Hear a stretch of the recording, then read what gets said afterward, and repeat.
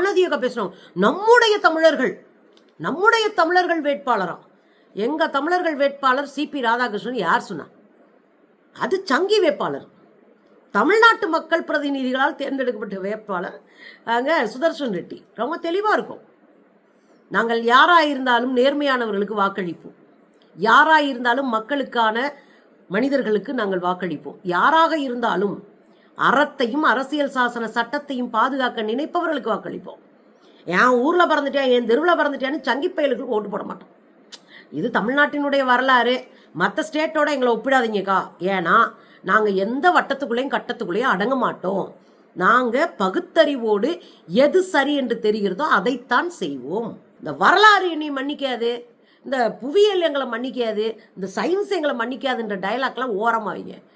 இந்திய அரசியல் சாசன சட்டத்தை குழி தோண்டி புதைச்சிருக்கிற உங்களை மக்கள் மன்னிக்க மாட்டார்கள். வரலாறு கிடக்கட்டும், வரலாறு அது யார் வேணாலும் எப்படி வேணாலும் மாற்றி எழுதலாம்.